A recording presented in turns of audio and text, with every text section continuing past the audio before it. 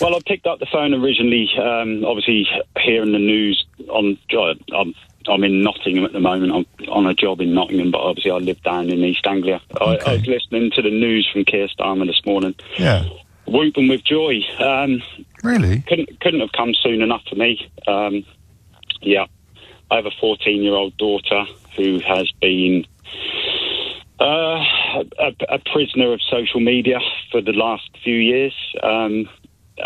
Not her fault, I would hastily add. Go on. Because myself and her mum have been prisoners of social media. We've deactivated our accounts in the past and then slowly just wheedled our ways back in, and it's just got hold of us again. I have a history of addiction, so okay. I kicked the drugs years and years ago, well done. 10, 15 years ago. I kicked the alcohol 8 years ago this September. The one that is still causing me harm is the social media. And it's all come to a head this weekend, funnily enough. I'm 48 years old. I go onto social media. I am the green supporting lefty that is, the subject of hate all over social media at the moment. I was disgusted by the scenes in Belfast, and I put something on social media to say so. I was then receiving replies from people who were condoning the actions. Arguments started. It ended up myself, 48 years old, arranging to meet someone in Costa Coffee for a fight on Saturday morning. My wife is beside herself. Yeah, she's So you can't. What are you doing? You can't help it. Well, I can help it. I couldn't. I'm getting drawn in. I'm saying to people I know and people I love, I can see the radicalisation happening on social media. With all this right wing, far right wing. So, but you can't. So you can't lecture your daughter on this. Exactly. Oh, mate, what a mess. So, but what I did this morning, as soon as I heard that, I've arrived in Nottingham. I've deactivated all my social media accounts. I've then sent a message to our family group saying what I've done, and my daughter has come back and said she's done the same. Really? Yeah. So, for me, this is, the best news I've had for a while. So what do you think? I mean, is it a combination of you doing it and the government doing it that's made your daughter look at? Because it's going to leave a big hole in her life. It will leave a massive hole in her life. Do we know what she spends her time on there doing? TikTok. It's TikTok more than anything else. A bit of Facebook, but mostly TikTok. But yeah, just watching rubbish. She's not watching necessarily dangerous stuff or anything. Not she just can't turn it off. She can't look away. She's not arranging to meet people for a scrap in Costa Coffee or anything. No, she's not. No, thankfully. But she's very, very intelligent. 14 years old, and she's saying to me, "Dad, I'm seeing things on here about the far right. I'm seeing things." Nigel Farage this, Nigel Farage that. And she says she doesn't go looking for it, but the algorithms are, they're pushing it into her feed.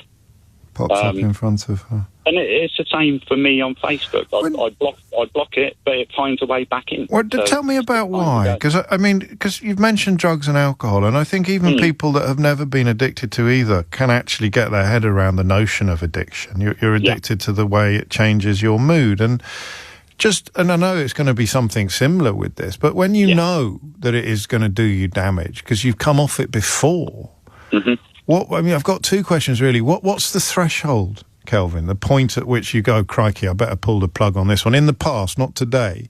And then if you could, I think we've got time, a quick word on what it feels like when you sense yourself slipping back in again.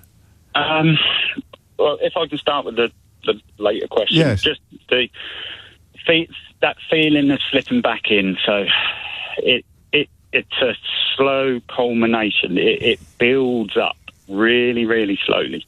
So I go on social media from a place of love, not from a place of hate. And this is what I was trying to say to my wife. Yeah.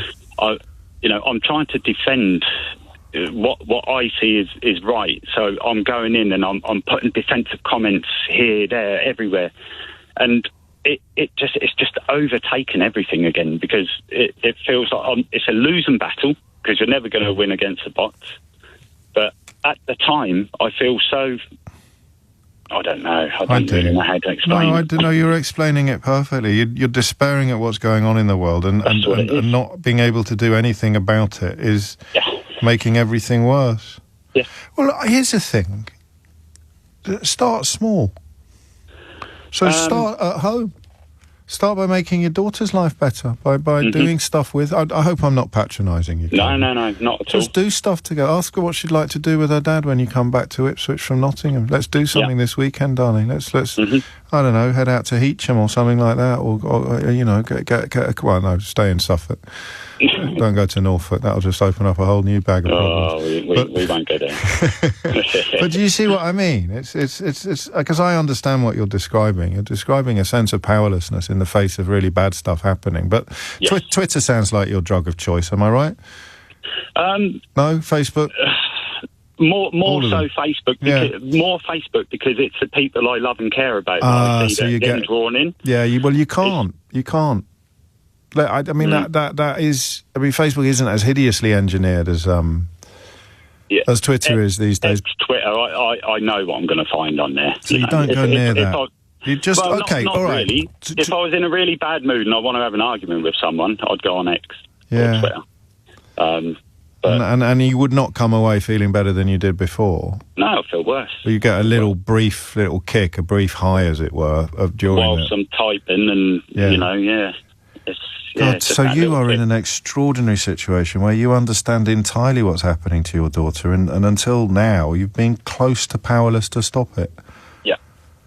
Man, I love it. And it's a very sad situation to be in. But I mean, there's millions of people in the same situation, and oddly, Kelvin, not very few of them are as self-aware as you are, or as honest as you are. So you're on it. Listen, if you feel yourself slipping back in, would it be helpful to me to give you some advice on what you should do if you can't get offline for a while you're on there? Don't offer your opinions, just ask questions. Yeah. Just ask questions. Ask for proof, ask for evidence, ask what that means. Don't say this, that or the other. Don't call people names. Don't point out the hideousness of what they're doing. Just ask them questions. And it may be less addictive. I hope so. But that's only in the break glass emergency, when you find yourself back on there and you don't want to be. But in order to avoid having arrangements to meet in Costa Coffee for a scrap, you just ask questions. Just ask questions. Ask them what they mean by that. Ask for the proof of that. Ask them if they were aware, for example, that, I don't know, if you're in the armed forces, you already get priority on housing lists. Things like that. Yeah. Knowledge is power. Not fight. I don't know. I don't know if that... I mean, ideally, you won't do that because you won't be on there at all. Well, that's the ideal, and that's where it's sitting at the moment, so they're all gone. Well, let's keep it that way. But if you have a brief relapse, just stick to the questions, not the opinions. Good advice, as always. I do my best, Kelvin. And good luck, mate. Stay safe. And good luck to all of you, actually. 11:31 is the time.